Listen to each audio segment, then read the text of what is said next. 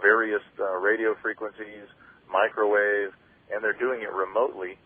You don't have to hoard people into a research setting or a mental hospital to do it anymore. Basically, your home has become the research facility, and you're a guinea pig in your own home. Michael Persinger at Laurentian University used to do the microwave research for the Navy.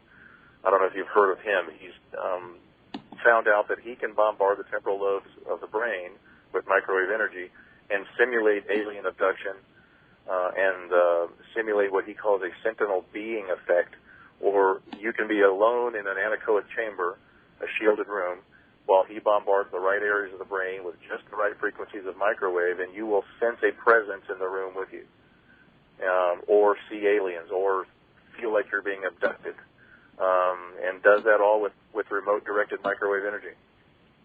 Yeah, that's really extraordinary. Well, you know, I don't know how familiar you are with our website, and, you know, I had heard you on Coast to Coast, and I had also heard mention of you.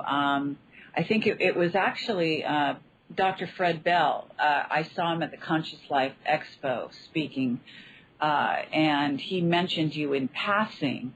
And I thought, wait a minute, I got to check this guy out because, you know, something went off in my head, so to speak.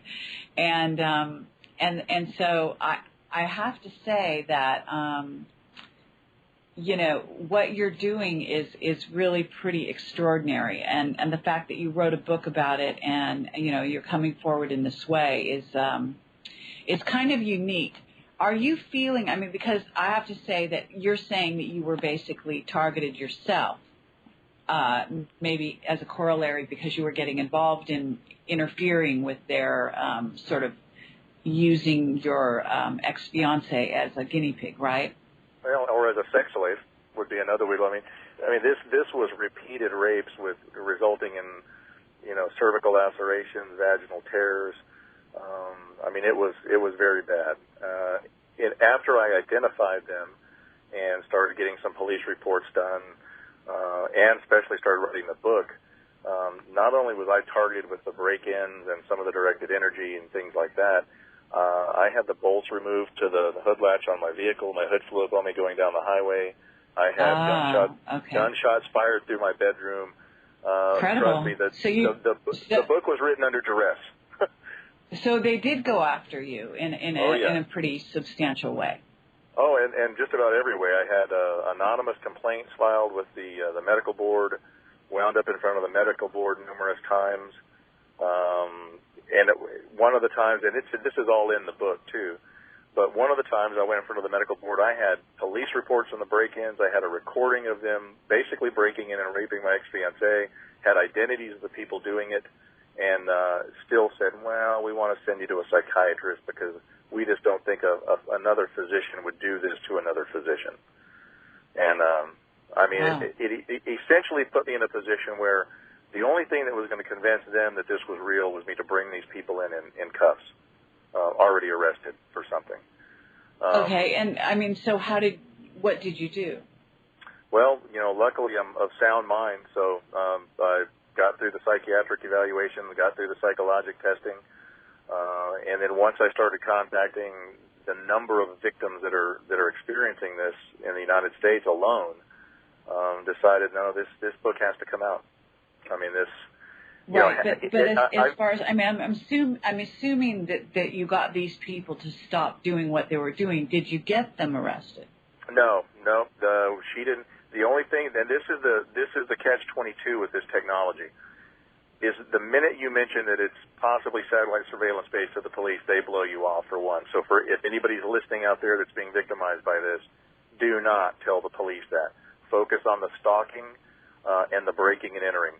And, you know, you might be able to get some interest generated with the police there. And luckily, the police believed my story. I knew the police, the officers I was working with, they were patients.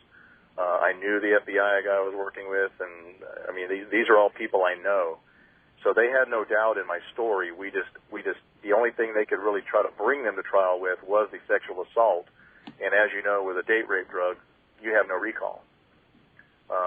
So she really had not enough recall to do that.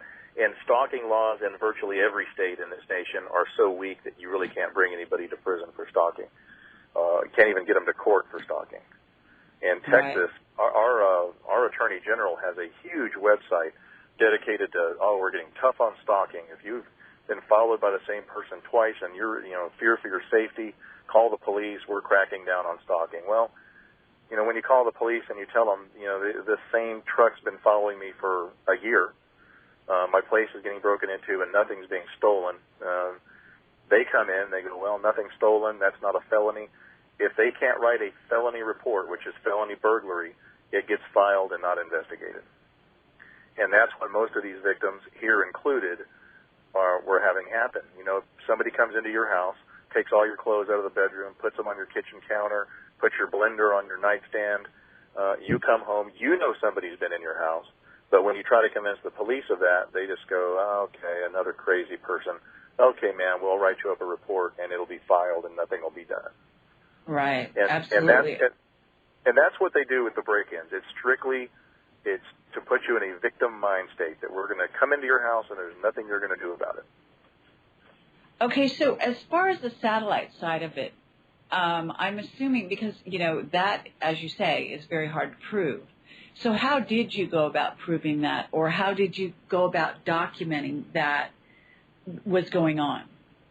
I have a friend who's still currently with the CIA, and I pulled in some assistance from him, and that's in the book as well, and told him what was going on and said, I told him, I said, this seems like it's satellite-based because it can target you everywhere, at home, at work, in the car, walking, not only with the directed energy weapons, which burn you and make muscles twitch and give you headaches, but with the voice-to-skull communication. And there's really very few technologies that can track you everywhere you go other than satellite. And I said, that's the guy I told you about, that I asked him, is this being commercialized? And he said, yes, we now have the ability to see an X-ray image or a thermal image of you inside your home. And yes, there is microwave, laser, ultrasound, and particle beam on it as a weapons platform. But to his knowledge, which maybe he couldn't tell me or wouldn't tell me, wasn't being used in the United States on anybody.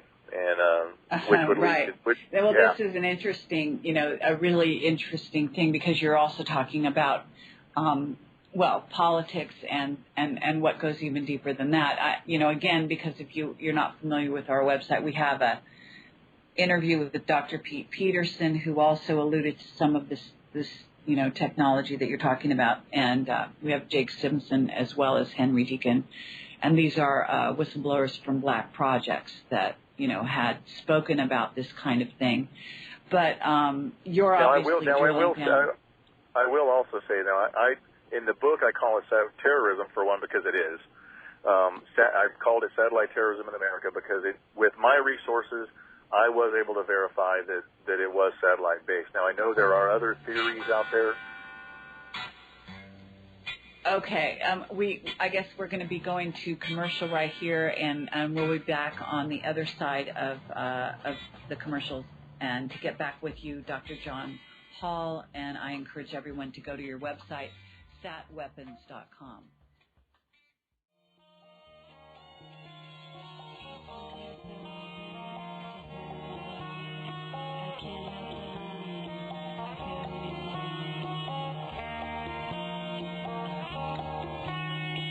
Okay, this is Carrie Cassidy from Project Camelot, and we are back with Dr. John Hall. John, are you there? Sure, Carrie. Okay, very good. So this is a fascinating discussion we're having, and I do hope that we've got people out there that are listening. I'm hoping we can take some time for questions. What I'd like to do is at the end of this hour and at the end of the second hour. So we have two short question sessions where we can allow other people to call in. Sure. Basically, we've got an amazing amount of information on our website that does relate to what you're talking about. And I do understand that the satellite sort of side of things is you have verification And like I said, we have whistleblowers that have verified that this is going on. What seems really